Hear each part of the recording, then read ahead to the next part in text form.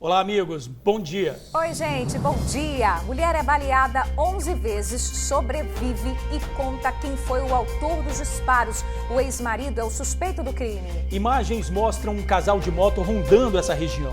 Logo em seguida, a vítima é atingida. Crueldade. O homem foi agredido a pauladas pelo atual companheiro da ex e ficou agonizando com traumatismo craniano. Flagrante. O motorista com suspeita de embriaguez invadiu o posto, bateu numa bomba e atropelou o frentista. Jovens ficam perdidos no Mestre Álvaro. O grupo mandou fotos para a polícia e foi resgatado pelo helicóptero do Notaer. Protesto de caminhoneiros fecha trechos da BR-101. A categoria pede redução no preço do diesel. Volta às aulas obrigatórias. Mais de 240 mil estudantes da rede estadual retornam à sala de aula com o rodízio diário. Mecânicos capixabas soltam a voz e bombam na internet. O vídeo da dupla cantando na oficina já tem mais de 3 milhões de visualizações. Fique com a gente, o TN1 volta rapidinho. Tem que sobe o som ou não? Sobe o som ou não? Não?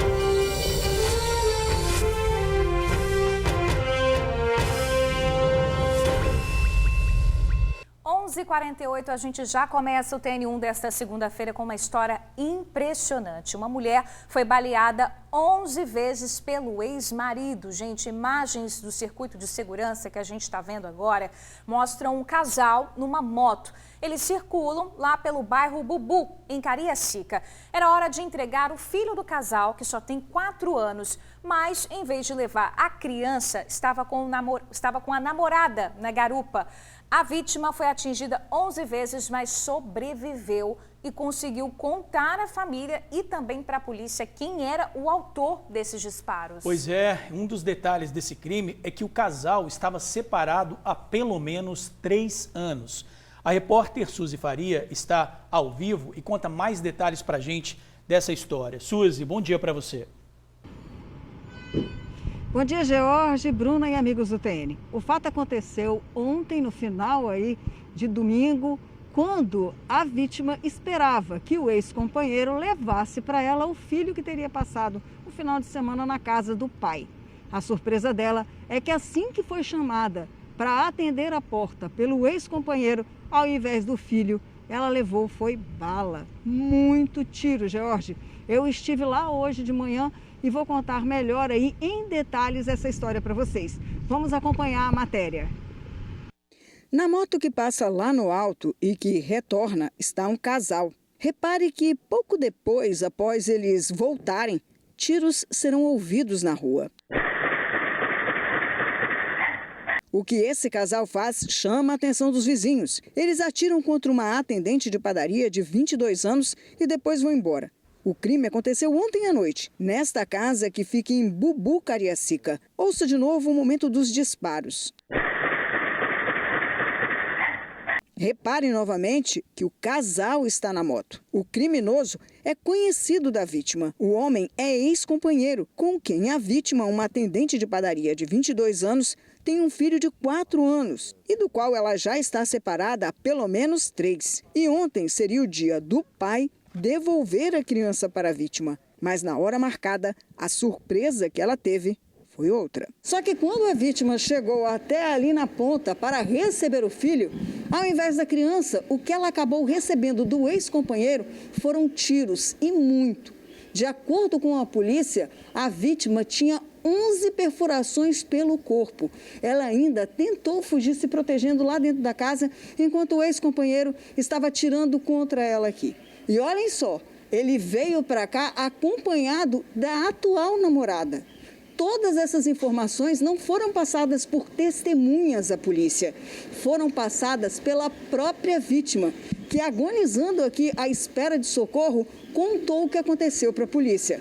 O ex-companheiro e a atual namorada dele estavam envolvidos nessa tentativa de homicídio. A informação passada pela vítima é que tanto o ex-companheiro quanto a atual namorada dele teriam atirado contra ela. A mulher, com 11 perfurações, foi socorrida pelo SAMU para o Hospital de Urgência e Emergência em Vitória, onde segue internada. Jorge Bruna, a gente até tentou saber informações, mas pelo que fomos informados, ela ainda passaria por cirurgia. Levou os tiros que pegaram na região do abdômen, braço, chegou a quebrar alguns disparos, chegaram a quebrar os dedos dela, pegaram na perna, enfim. O motivo desse tipo de violência tão grande é que o ex-companheiro é jovem também, teria, acho que entre 17 e 20 anos, e ele não é autoritário, não aceitava, olha só, 3 anos de separado, ele ainda tinha birra com relação à ex-companheira. Era, de acordo com alguns familiares que preferiram não aparecer, não gravar entrevista, disseram, era extremamente autoritário e ainda queria controlar a vida da ex-companheira, sendo que ele já tinha a seguida dele, tinha até um novo relacionamento. Nessa casa que nós mostramos aí, a mulher, a vítima, morava há cerca de 3 meses e, de acordo com os vizinhos, era uma pessoa acima de qualquer suspeita. Trabalha, né, numa padaria em Jardim Camburi, mora naquela região ali entre Campo Verde e Bubu, não tinha qualquer problema de relacionamento com ninguém naquela área, era uma pessoa que lutava para criar o filho de 3 anos, né, 4 anos, melhor dizendo, e foi surpreendida com essa ação do namorado, que surpreende ainda mais saber que na garupa da moto, participando desse crime, estava a atual namorada dele. Como ela conseguiu sobreviver para contar essa história para a polícia já sabe, já tem a identificação do autor desse crime. Então, se a pessoa que está nos assistindo conhecer, souber, tiver a ideia do paradeiro deste homem e também dessa mulher que participou desse crime, que ligue, que avise a polícia, que acione 181 para ajudar a polícia a botar a mão nesse casal que cometeu esse crime tão cruel, tão violento. Jorge, Bruna. Suzy, autoritário, como você disse, e agora assassino, né? Você contou pra gente que ele estava indo lá na casa levar o filho do casal, não é? Porque fica um pouco com o pai, depois com a mãe, a maior parte do tempo. Você tem informações sobre essa criança, Suzy? Não, infelizmente a gente não tem. A única coisa que nós soubemos através dos poucos familiares dela que residem ali naquela região, que por sinal nem estavam em casa, mas aceitaram falar com a gente pelo telefone, é que teria entre 3 e 4 anos, ela já teria morado em alguns lugares por aqui, teria ido para o interior do estado, voltado para cá, arrumado esse emprego aqui na região de Jardim Camburi, em Vitória, mas que se relacionava bem, aparentemente. Levava, ele pegava o filho, ficava com a criança, mas vai saber porque logo ontem, ao invés de estar com a criança na garupa, ele estava com a atual namorada para praticar esse crime tão hediondo contra a ex-companheira, Jorge. É uma questão que ainda vai ser aí analisada pela polícia depois que essa vítima sair aí da cirurgia e puder de novo contar de fato qual teria sido o motivo desse crime para a delegada Rafaela Guiar, né, lá da DHPM, que é quem vai investigar esse crime a partir de agora, Jorge.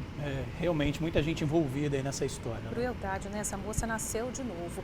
Ô, Suzy, agora você tem outro assunto para falar de lá da Serra, outro crime muito cruel. Um homem foi morto a pauladas, é isso mesmo? Foi. Esse caso aconteceu no bairro de São Marcos 1, lá na Serra, na madrugada de sábado para domingo e causou muita polêmica e consternação entre a família da vítima. O motivo é que o autor do crime foi liberado pela polícia, já que o delegado entendeu que a ação que ele fez foi em legítima defesa. Mas você vai entender direitinho esse caso a partir dessa matéria que eu fiz, onde eu ouvi todos os envolvidos naquele momento ali do crime, para você tirar a sua conclusão se foi ou não legítima defesa. Vamos acompanhar aí a matéria. A morte do técnico em segurança eletrônica, Marcos Aurélio Ramos Pereira, de 47 anos, está deixando a família e amigos dele consternados. Não bastasse o modo como ele morreu, a paulada em uma briga, a família está indignada com o desfecho. Toda a história começa na sexta-feira passada, à noite, quando, segundo a família de Marcos, ele foi convidado pela ex-mulher e o atual companheiro dela para beberem e se drogarem juntos, mesmo os 3 convivendo em rivalidade. Pelo que eu estou sabendo, o Marcos ele foi ao encontro deles a convite deles. Eles o convidaram para que eles se encontrassem para para beber. Sexta-feira, terminou o horário, o Marcos foi ao encontro dele justamente para um bar. Marco Aurélio e o agressor já vinham se desentendendo por conta da ex-namorada de Marco Aurélio. Inclusive, o agressor já tinha ameaçado, viu? Falando que da próxima vez que os dois se encontrassem, a situação ia ficar grave. E isso aconteceu. Imagina, os três foram se encontrar aqui dentro dessa casa. Passaram a sexta, o sábado, e a confusão acabou acontecendo na madrugada de domingo, quando Marco Aurélio foi brigou com a ex e o atual dela interferiu. Os dois acabaram brigando e feio. Isso aconteceu por volta das 6 horas da manhã e, de acordo com testemunhas, Marco Aurélio ficou dentro dessa casa envolto a uma poça de sangue. O SAMU só foi chamado por volta das 11 horas da manhã, cerca de 5 horas depois da agressão. Mas quando chegou para socorrer, já não tinha mais jeito. A sogra de Marcos está indignada com a morte. Ela conta que o ex-genro e a filha tiveram uma relação de anos, que resultou em 2 filhas, uma de 8 e outra de 6 anos de idade. Eles estavam separados há 3 anos e mesmo assim tinham recaídas de vez em quando. Trabalhava de carteira assinada, ele era formado em elétrico, o cara tinha um emprego bom, trabalhava semana toda, dava o sábado, ele trabalhava montando portão eletrônico, ele tinha faculdade, ele tinha tudo.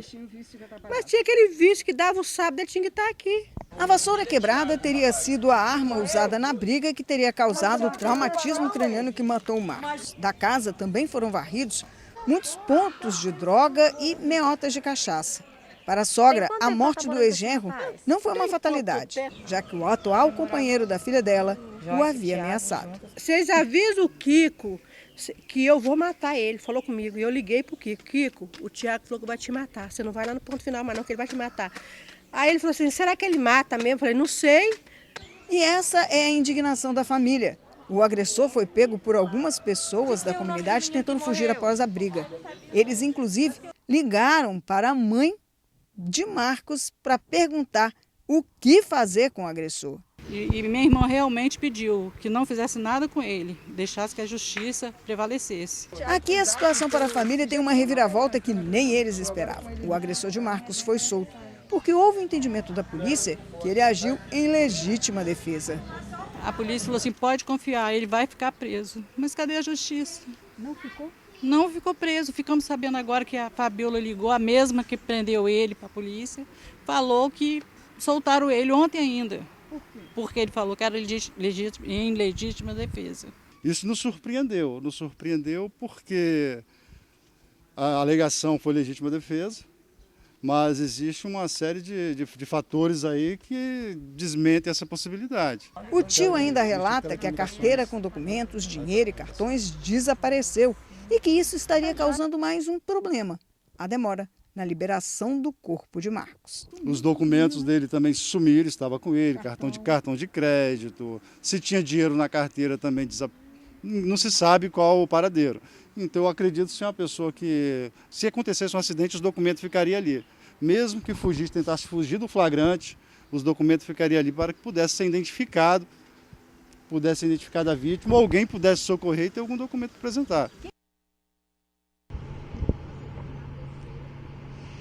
Pois é, George e Bruna, esse foi o relato. De acordo com o delegado que ouviu algumas testemunhas no dia do crime, lá na divisão de homicídios, o fato do agressor, do Marco Aurélio, ter defendido a ex-namorada dele, que é a atual do agressor, teria gerado aí essa legítima defesa, o que para a família causou uma certa confusão, já que logo que todos chegaram até a delegacia, a informação é de que aquilo ali se tratava de uma tentativa, ou melhor, de um homicídio, porque ele acabou morrendo, de um homicídio e que essa pessoa seria presa.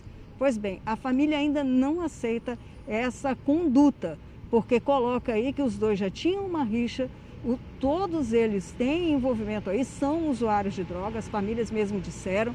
A mãe da pivô aí dessa confusão toda disse que a filha, infelizmente, vive na rua, vive se drogando, tinha um relacionamento conturbado com os 3 ali, né? Os 3 tinham esse envolvimento de acordo com os familiares dos dois, mas no final das contas o que eles queriam era uma justiça que não veio, porque o entendimento foi que ao defender a mulher, o homem acabou agredindo mortalmente a vítima, que seria o Marco Aurélio.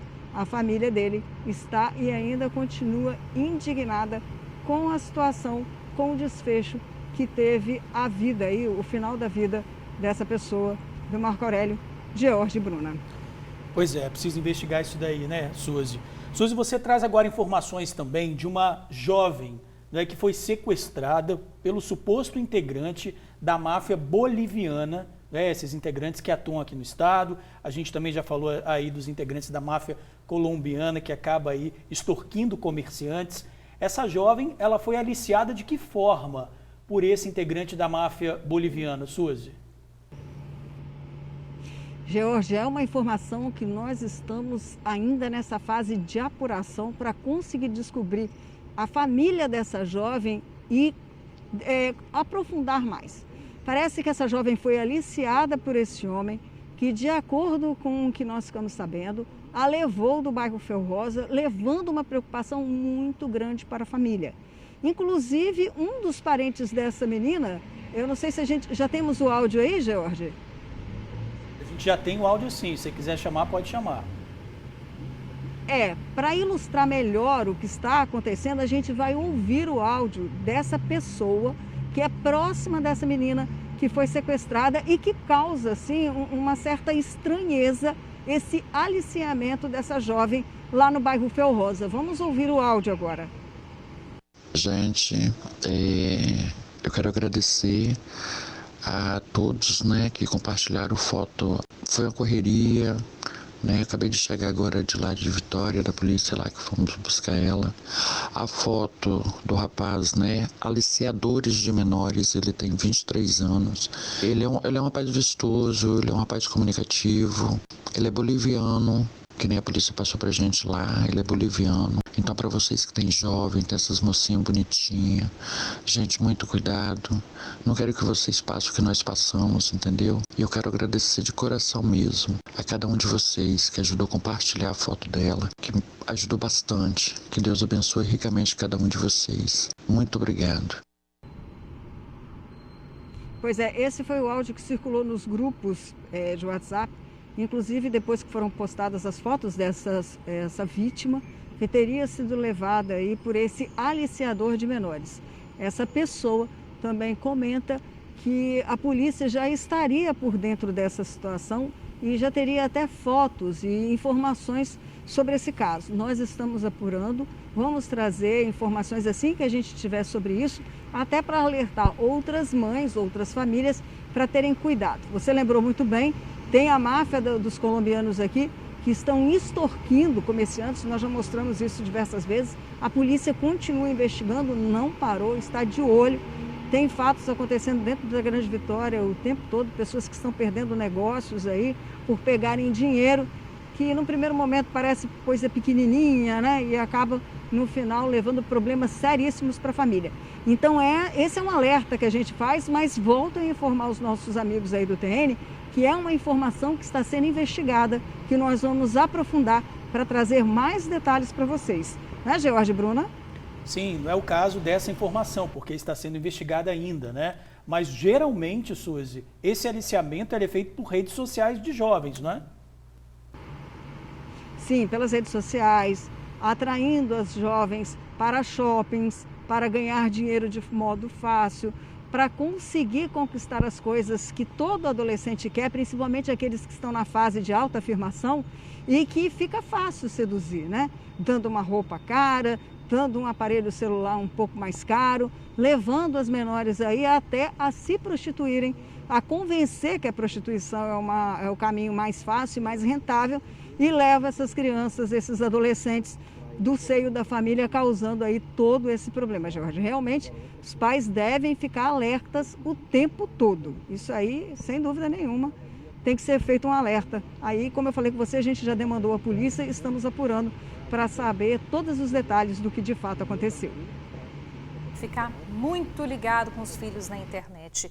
Suzy, obrigada aí pelas informações. Daqui a pouquinho você está de volta com a gente, viu? Até daqui a pouco. Vamos seguir aqui, gente. A gente vai ver agora imagens do resultado da irresponsabilidade no trânsito. Jorge, a combinação de bebida e direção não tem jeito. Terminou com o atropelamento de um frentista em um posto lá em Colatina.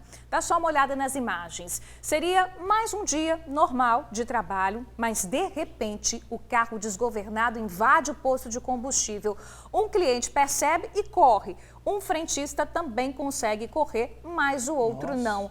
O carro atinge aí a bomba de combustível com muita violência e acaba pegando também o trabalhador que cai no chão. Quem estava lá no posto, claro, fica desesperado, enquanto o motorista do carro sai caminhando como se nada tivesse acontecido. Impressionante, né? A polícia agiu rápido, conseguiu prender o motorista na tentativa de se esconder dentro do cemitério. Olha só onde ele tentou se esconder, dentro de um cemitério. Vamos ver então aí a reportagem completa. Passava das 6 horas da noite de ontem. O posto de combustível localizado em Colatina está bem movimentado. Um cliente abastece a moto, 2 frentistas conversam e várias pessoas estão lá atrás, na loja de conveniência. De repente, todos são surpreendidos por um carro desgovernado. O veículo primeiro atinge uma bomba de combustível e no mesmo segundo, o frentista acaba atropelado.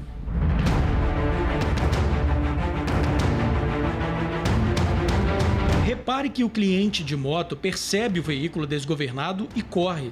Já o frentista atropelado até tenta, mas não consegue fazer o mesmo.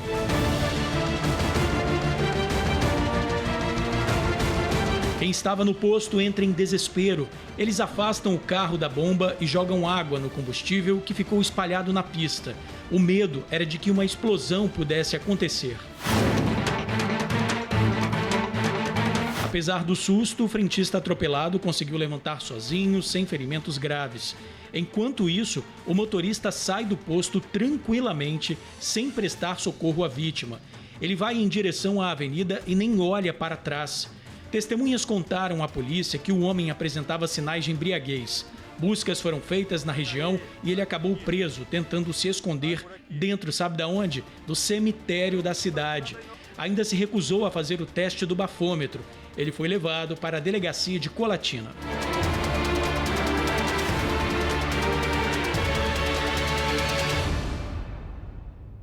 Meu Deus, que perigo, hein?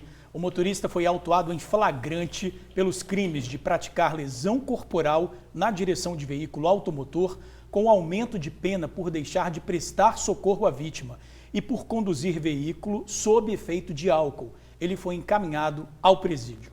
Outra história absurda, tá, gente? Outro acidente grave que terminou na morte de um adolescente de 15 anos. Esse foi em Aracruz. O garoto foi atingido por esse carro que está aparecendo aí na foto. Pelo estado que o veículo tá, a gente consegue imaginar a gravidade dessa batida, né? Isso aí aconteceu por volta das 9 da noite de ontem.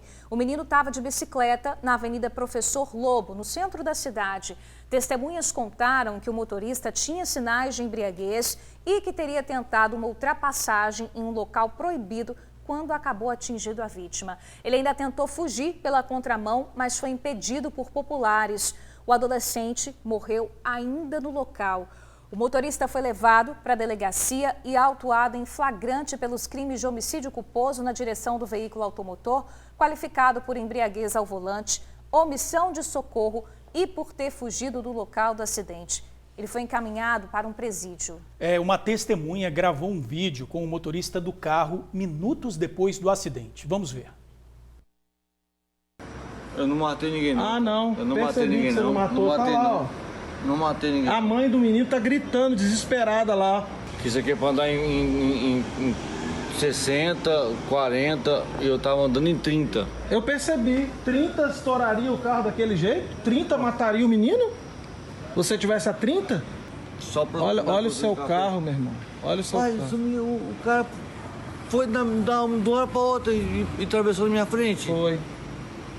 E se você tivesse andando a 20, 30, igual você falou, você tinha visto e tinha parado o carro. Ah, não foi o que eu fiz? É, foi, parou. percebe que ele mal consegue falar, né, gente? Agora a gente vai ver outro flagrante de um motorista que fez manobras perigosas na terceira ponte para resolver um problema de falta de combustível, tá? Ele decidiu descer a ponte de ré e ir na contramão, a solução que ele arrumou, né? Esse registro foi feito por uma jovem que estava no Morro do Moreno. Ela parecia não acreditar na cena que via. Um carro de ré na contramão da pista e tentando voltar para Vila Velha sem precisar passar pelo pedágio. Ainda tem isso, tá? Outros motoristas reduziram a velocidade e desviaram do carro para evitar possíveis acidentes. A polícia foi acionada e constatou que o veículo estava sem combustível. Ele foi removido pelo guincho da Rodossó. Agora, quanta irresponsabilidade. Você imagina, se pega um motoqueiro, né, um motociclista, um carro mesmo, poderia causar um acidente gravíssimo, isso por causa da falta de combustível. Você não imagina que tem outra pessoa vindo no sentido contrário que você, né? Exatamente. Uma dor que não tem fim. Um ano após o assassinato de uma jovem pelo ex em Vila Velha, a família foi para a rua pedir justiça. Mesmo com o assassino preso, a família luta para tentar acompanhar o processo com medo constante de que, por algum motivo qualquer, esse homem saia da prisão. A família de Vivian Lima de Oliveira foi para a rua. Vivian foi brutalmente assassinada no dia 28 de julho do ano passado, dentro de casa, em Araçás, Vila Velha, local para onde havia acabado de se mudar com o filho. O assassino foi o ex-companheiro e pai do filho dela.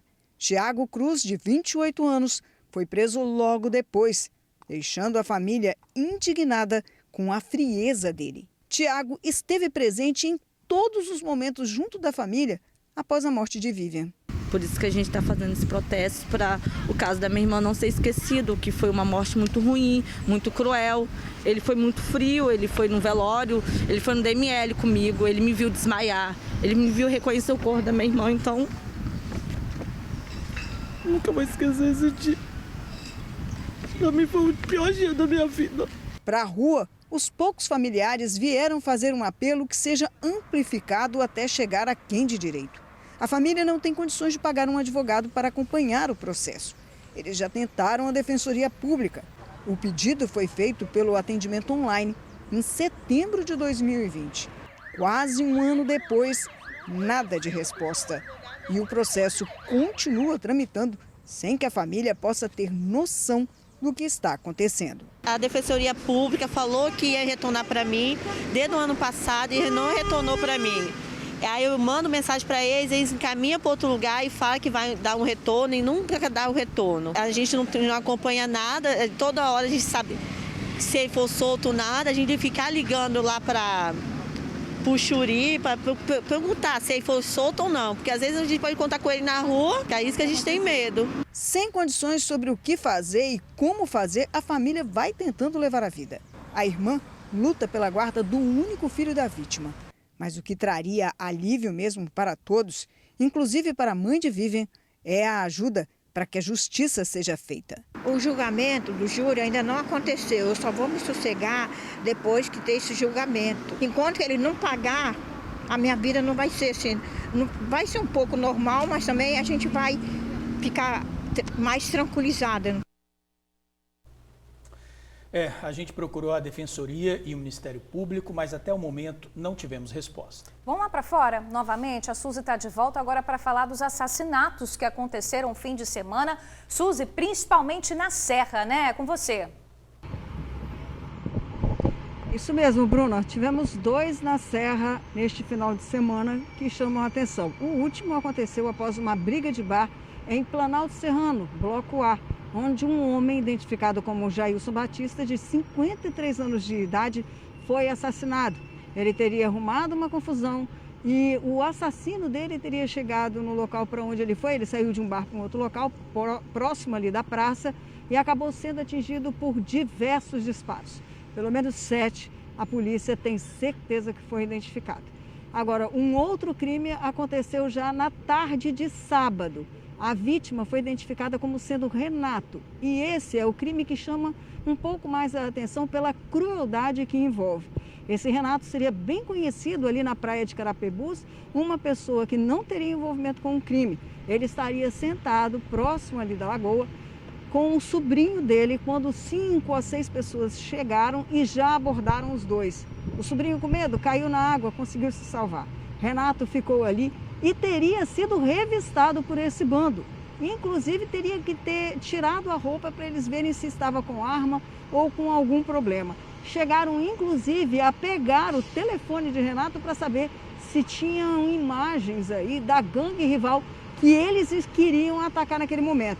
Sem ter encontrado nada, os homens que, de acordo com os primeiros levantamentos, estavam do outro lado ali da lagoa, melhor dizendo, já conversando com o Renato, teriam recebido a ordem que deveriam matá-lo de outra pessoa que estava do outro lado. E aconteceu isso, viu? O homem, que não tinha qualquer envolvimento com o crime, foi covardemente assassinado com diversos disparos. A informação inicial, até de parentes e amigos, seria que ele teria sido confundido. Mas, de acordo com os levantamentos que a polícia fez, esse grupo que matou o Renato teria ficado muito tempo ainda conversando com ele antes de receber a ordem de executá-lo. Esse crime, como eu disse, aconteceu na tarde de sábado, lá em Lagoa de Carapebus, ali entre Praia e Lagoa de Carapebus, ali no finalzinho onde divide os dois bairros. Agora, George, para encerrar aí a minha participação no Ronda Policial dentro do TN, você já imaginou chegar em casa do trabalho, abrir a porta e encontrar uma pessoa baleada dentro do seu quintal, sem saber ao menos quem é essa pessoa? Pois é, esse fato aconteceu agora há pouco, no bairro 1º de Maio, quando uma senhora entrava em casa, foi abrir o cadeado do portão, assim que ela entrou no quintal, se deparou com um homem ferido lá dentro. A informação é que a polícia foi chamada, o SAMU também, ninguém conhece esse homem lá na região e estava um pouco difícil conseguir descobrir as coisas porque ele estava desmaiado. Essa informação, como eu disse, ainda está em andamento, a polícia está apurando o fato. Agora é com vocês aí no estúdio, George e Bruna. Obrigada, Suzy, pela informação. Qualquer novidade aí sobre 1º de maio, você volta a chamar a gente aqui, né? Mais um caso de tiro, de baleado lá naquela região de Vila Velha. Obrigada, Suzy, pela informação. Valeu, Suzy. Olha, hoje pela manhã o trânsito ficou tumultuado por conta de um protesto de caminhoneiros que fechou 3 pontos da BR-101. A categoria quer a redução do preço do diesel e também do pedágio. Os caminhoneiros fecharam parte da BR-101 por volta de 4 horas da manhã. Atearam fogo em pneus e impediram que os veículos passassem pelo local. Com a interdição, o trânsito foi inevitável até logo pela manhã bem cedo. Um dos motivos da manifestação é a alta no preço do diesel. Eles também reivindicaram a redução no preço do pedágio nas rodovias e o pedido por um plano de aposentadoria para a classe. A manifestação dos caminhoneiros acontece por todo o país. Aqui no Espírito Santo, os pontos de bloqueio foram na BR-101 em Viana, na altura do bairro Jucu, em João Neiva e na cidade de Cachoeiro de Itapimirim. O movimento por aqui começou ainda na madrugada e encerrou às 7 horas da manhã. O último ajuste no preço médio de vendas do diesel para as distribuidoras passou para R$ 2,81 por litro, um aumento de 3,7%. Para os caminhoneiros, está difícil de trabalhar. Esse diesel está afetando muita gente, muitos produtores, muitos caminhoneiros. Porque o preço do diesel, esse preço é R$ 4,45, isso está um absurdo. Porque aí afeta a gente, porque o frete vai aumentar, aí as coisas do mercado vão acabar subindo mais, e o que está acontecendo, né? O valor do óleo diesel hoje está, na verdade, um absurdo. Se você pega um frete hoje, para trabalhar com a conta exata, se for R$ 1.000, o óleo ele come aí do valor de um frete, né? Após a liberação da pista logo cedo, o trânsito começou a fluir e até o momento que a nossa equipe esteve no local, seguia sem restrições. A Polícia Rodoviária Federal informou que não há mais nenhuma interdição nas rodovias. Volta às aulas obrigatórias. Mais de 240 mil estudantes da rede estadual estão retornando à sala de aula com rodízio diário.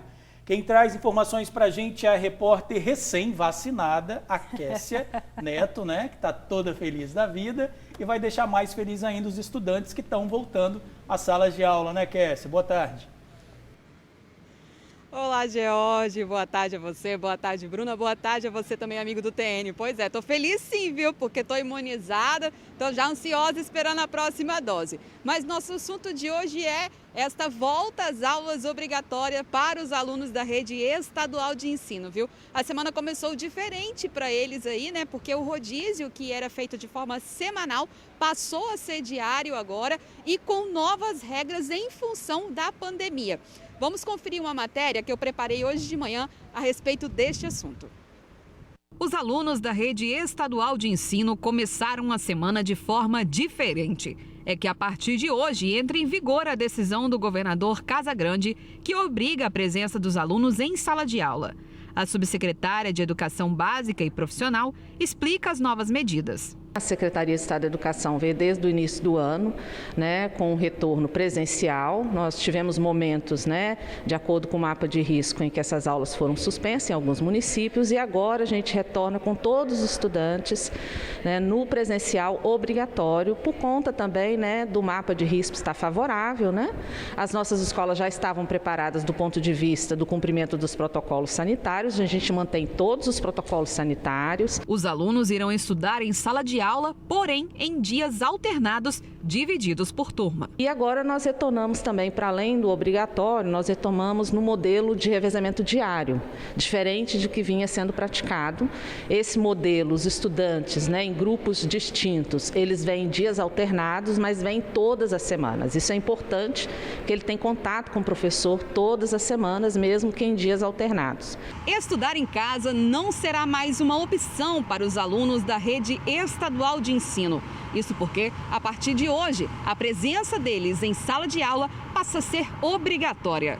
Caroline é estudante do 3º ano do ensino médio e fala como tem sido este novo momento na escola. Distanciamento social, que é muito difícil ficar longe das pessoas, a gente quer abraçar, ainda mais a nossa escola, que é uma escola muito calorosa, a gente sempre chegava, abraçava todo mundo, então chegar e ter que falar oi, só de longe, dói um pouquinho no coração, mas assim, de início é isso, e distanciamento na sala. A Secretaria de Estado da Saúde garante que a volta às aulas presenciais se deve ao número de pessoas já vacinadas contra a Covid no estado e também à plena cobertura vacinal dos trabalhadores da educação pública e privada. A princípio, a regra é válida somente para as escolas estaduais. Para as escolas municipais, depende de cada prefeitura. A Secretaria de Educação de Cariacica informou que a presença dos alunos em sala de aula será obrigatória a partir do dia 10 de agosto e acontecerá de forma híbrida, ou seja, às segundas-feiras os alunos terão as aulas online e no restante da semana será feito um revezamento. A Prefeitura de Vila Velha informou que, por enquanto, as aulas da rede municipal irão continuar no sistema híbrido, 50% online e 50% presencial. Já a Prefeitura da Serra informou que a presença dos alunos passa a ser obrigatória a partir do dia 2 de agosto. Em Viana, as aulas acontecem de forma presencial com dias alternados. Pois é, vocês puderam acompanhar aí uma matéria que eu preparei hoje pela manhã. Eu fui até uma escola estadual aqui de Vitória e o que eu pude presenciar ali eram os alunos, com esse novo formato, distanciamento social dentro das salas de aulas, utilização de máscara, o tempo inteiro eles utilizando um álcool gel ali para se precaver do coronavírus. E realmente, viu, a dinâmica dos estudos ali mudou para eles, está sendo tudo muito diferente. Como a Caroline bem disse aí na nossa reportagem, ela estava acostumada, chegar na escola, abraçar os colegas, abraçar os professores, e essa dinâmica já não pode existir mais em função dos cuidados com relação ao novo coronavírus. George, Bruna? Valeu, Kessia. Obrigado aí pelas informações. Um ótimo dia pra gente. Isso aí, gente. Vamos aproveitar, então, a gente está falando de volta às aulas, para atualizar os números do coronavírus. Olha só, volta às aulas tem que ser sempre com prevenção e a única forma é não interromper novamente as atividades de educação. Os casos de Covid já reduziram bastante, mas a pandemia não acabou, tá? Nas últimas 24 horas foram registradas 3 mortes pela Covid-19 e 447 novos casos de infecção. São 11.813 mortes, 539.355 infectados e mais de 516 mil pessoas conseguiram se recuperar. Vamos falar agora da vacina, né? Vamos acompanhar como é que está o andamento da vacinação aqui no estado. Já são 1.921.893 pessoas imunizadas, isso com a primeira dose da vacina, tá? 787.777 foram imunizadas com a segunda dose da vacina contra o coronavírus. E olha, nessa pandemia, gente, os pequenos empreendedores passaram por momentos bem difíceis, né? Muitos ainda enfrentam aí os problemas e tentam se reerguer. O governo do estado lançou hoje um programa de incentivo a microempresários. Quem traz todas as informações para a gente é a repórter Vanessa Calmon, que vai explicar como funciona esse esquema e ela está ao vivo. Olá, Vanessa, boa tarde. Ei, Jorge, boa tarde para você, boa tarde, Bruna, boa tarde para todo mundo que nos acompanha. Pois é, o lançamento desse programa, o nome do programa é Compre no ES, né? Compre no Espírito Santo. O lançamento desse programa foi agora há pouco, aqui no Palácio Anchieta, né? Contou com a presença do governador Renato Casagrande, também o secretário de Desenvolvimento do Estado, Thiago Hoffmann. E durante, então, o lançamento desse programa, o governador explicou um pouco de como isso vai funcionar.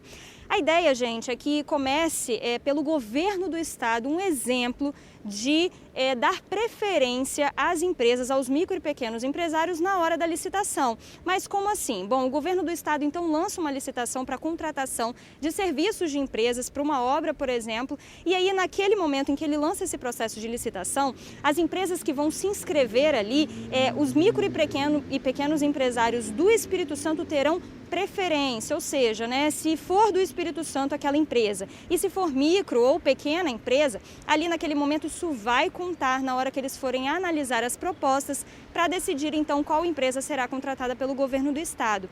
E ainda durante o lançamento desse programa do Compre no ES, né, o governador falou também sobre uma questão de um incentivo aos empresários, às empresas que já fecharam contratos com o governo do estado para obras públicas. Essas empresas vão ter um incentivo através do Banco Banestes, né, o Banco do Espírito Santo, para que elas possam fazer empréstimos com juros mais baixos e também outros facilitadores durante as obras, né? Porque ali, quando começa a obra, fecha o contrato, eles recebem, claro, um investimento ali naquele momento, mas depois, durante a obra, pode ser que a empresa tenha alguma dificuldade para continuar ali fazendo a obra até chegar no final e cumprir então com o contrato. Então, por isso, o governo do estado agora também, durante o lançamento desse programa, está lançando também esse facilitador para que as empresas possam dar continuidade de uma forma mais tranquila. E a gente lembra, gente, que o George, até quando foi me chamar, né, ele falou sobre isso, as empresas sofreram bastante nessa pandemia. Esse ano, durante a quarentena, passaram mais um tempão aí fechadas, datas importantes, inclusive, para o setor de serviços, né, o comércio. Então, essas medidas que estão sendo tomadas agora pelo governo do estado é para que a economia gire mais aqui dentro do Espírito Santo e aí então as empresas possam respirar um pouco mais. Vamos ouvir o que disse o governador do Espírito Santo, Renato Casagrande, sobre esse programa e também essas iniciativas. Agora estamos dando mais um passo, que é o passo da gente poder incentivar o consumo dentro do Espírito Santo, incentivar as compras dentro do Espírito Santo, permitir que as pequenas empresas, as microempresas tenham vantagem e preferência na hora da aquisição, na hora da venda dos produtos para o governo do estado e também que isso possa ser transmitido e reproduzido pelas prefeituras municipais. Estamos num trabalho de incentivo às compras locais, porque quando você compra no local, você deixa a riqueza toda aqui, a prosperidade toda aqui, o emprego todo aqui e você então incentiva muito a economia e protege o meio ambiente, porque você não tem que gastar tanta energia para transportar produtos de distância muito grande até o ponto de consumo aqui no Espírito Santo. É muito importante essa fala do governador, inclusive, né, gente? A gente costuma achar que a grama do vizinho é sempre mais verde do que a nossa, né? Então é importante ele dar esse alerta para que a gente possa consumir produtos do Espírito Santo, para que a gente possa comprar no comércio local, para que a gente faça a economia então girar, né? Priorizar as empresas do Espírito Santo antes, né, de você fazer, por exemplo, uma compra de outro estado. Priorizar quem está aqui no estado, o micro e o pequeno empresário, principalmente, né, que estão tentando crescer, estão tentando sobreviver aí durante essa pandemia e para os outros que estão surgindo agora também. Só para vocês terem uma ideia, nós procuramos dados com a Junta Comercial do Espírito Santo e só no ano passado, gente, em 2020, mais de 9.000 empresas fecharam durante a pandemia. Mas tem notícia boa. No último mês de março desse ano, mais de 1.600 novas empresas abriram. Então isso mostra, né, que as pessoas estão tentando se reerguer, estão tentando sobreviver em meio a todas essas dificuldades que foram impostas pela pandemia. E aí, para que isso aconteça, né, o governo do estado então lança agora esse programa que dá um exemplo aí, começando pelo governo do estado. O governador falou que seja um exemplo, né, para as prefeituras também, para outras empresas maiores, quando forem fazer processos de licitação, para quem sabe dar prioridade para empresas aqui do Espírito Santo que sejam micro e pequenas.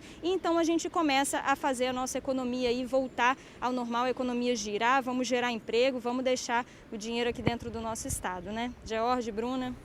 É isso aí mesmo, Vanessa. Obrigada, tá? Pelas informações. Bom trabalho, minha amiga. Valeu. Olha, mais um fim de semana de resgate no Mestre Álvaro, na Serra. Dessa vez, 4 jovens se perderam numa trilha. Os 4 rapazes iniciaram a aventura no morro por volta das 8 horas da manhã de ontem, domingo. Já por volta das 4 da tarde, eles perceberam que estavam perdidos e acionaram o resgate. O grupo mandou fotos do ponto exato que estavam e logo foram encontrados pela equipe do Notaer. O resgate foi feito com equipamentos, já que não foi possível a aproximação da aeronave direto no solo. Apesar do susto, nenhum aventureiro se machucou. Boa notícia. Como tem acontecido isso, né? A gente mostrou recentemente no Morro do Moreno, Mestre Álvaro também. O pessoal tem que tomar cuidado, né? Ficar atento, né?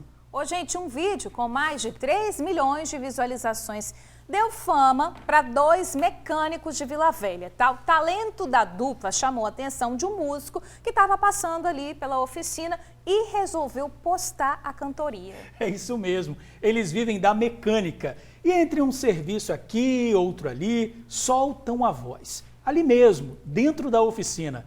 O sonho deles é poder viver exclusivamente da grande paixão dos dois, que é o quê? A música. Sonho.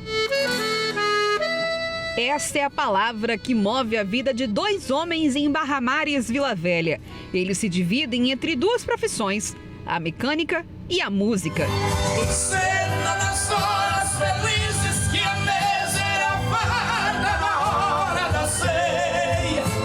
Por onde eu havia passado, ficaram 2 pares de restos na areia. Eles explicam como isso tudo começou. Para guiar os teus passos, eu caminhava ao teu lado. Aleluia! A gente já canta há muitos anos, né? Tanto eu como ele, mas porém, assim, em bandas separadas. Eu tinha dupla evangélica com meu pastor, mas meu pastor assumiu várias igrejas e não teve como continuar em frente. E eu sempre tive um sonho, né? Desde criança que eu canto, sempre tive um sonho de crescer, de vencer na vida. Eu não sou segunda voz, assim, segundeiro, né? Mas acabou que encaixou. Tem muita gente que fala que para encaixar a voz tem que ser irmãs, né? A voz e irmãs. E as nossas vozes bateu uma com a outra. Entre um serviço e outro de mecânica, a dupla não deixa a música de lado.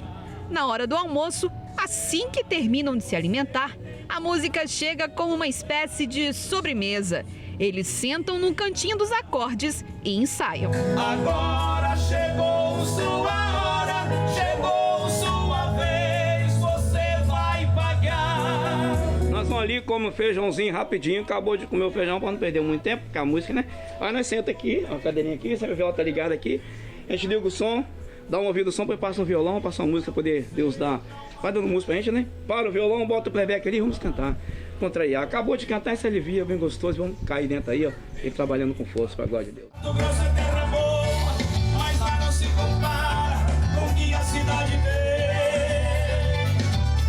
Os 2 têm uma oficina no quintal de casa. E quando não tem clientes e trabalho, eles soltam a voz.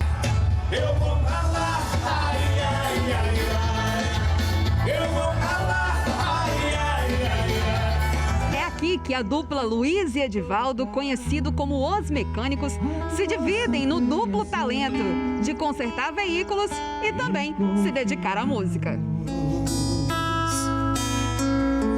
Se orarmos a Deus. A dupla dupla viralizou na internet após a divulgação de um vídeo. Foram mais de 3 milhões de visualizações. Quem deu essa forcinha foi o Flávio, que estava passando pela rua, escutou os mecânicos cantando e resolveu gravar. A primeira atitude minha foi registrar, porque eu vi ali um potencial muito grande, um talento muito grande, uma história de muitas lutas, né, de muitos anos. Eu tinha certeza absoluta que eles iam estourar. Vai dar tudo certo, vai dar tudo certo, vai, se a gente colocar a nossa fé em ação, e dá tudo certo.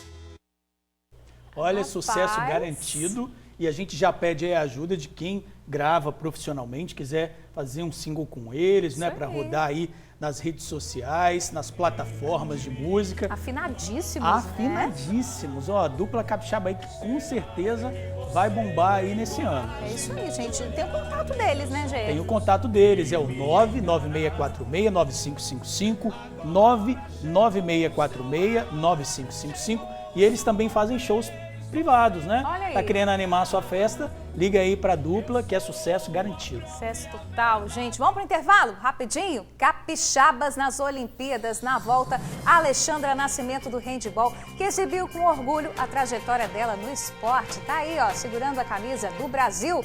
A gente volta rapidinho.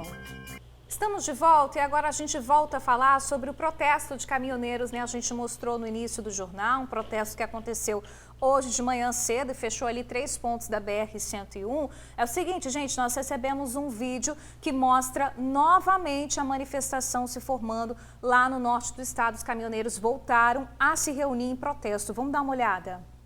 Aqui diretamente de João Neiva, hoje é dia 26/7/2021.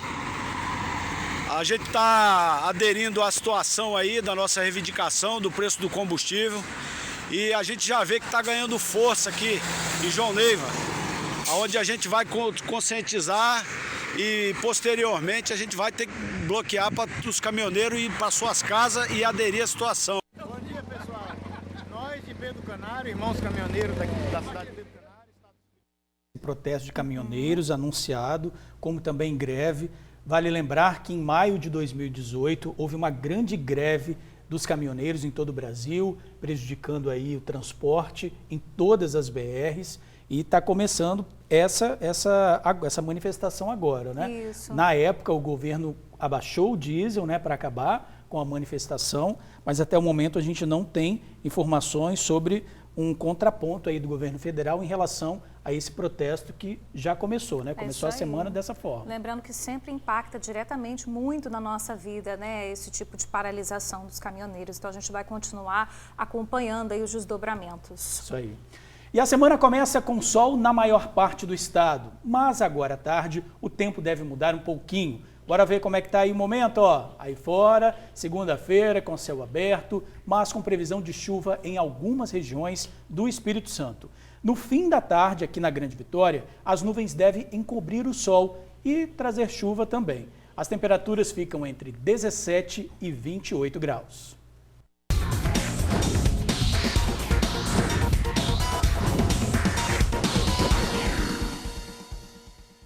Sempre bom falar de esporte, né? A capixaba Alexandra Nascimento fez a partida número 200 com a camisa da seleção feminina de handebol. Que legal, né?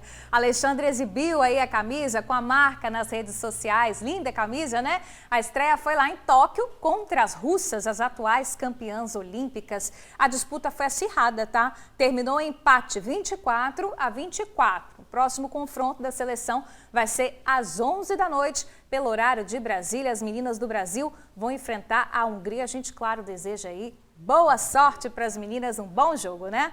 Muito bom, né? Queria lembrar também da fadinha, né? Não faz milagre, mas trouxe a medalha de prata pra gente ontem no skate, muito bacana. Que felicidade, né? E que incentivo para as meninas que estavam assistindo a fadinha, muito bacana. Hora de encerrar o TN1, ritmo olímpico, né? Boa semana pra gente, beijo enorme, até amanhã, tá? Medalha de ouro pra gente. Isso aí. Obrigado pela companhia, gente, até amanhã.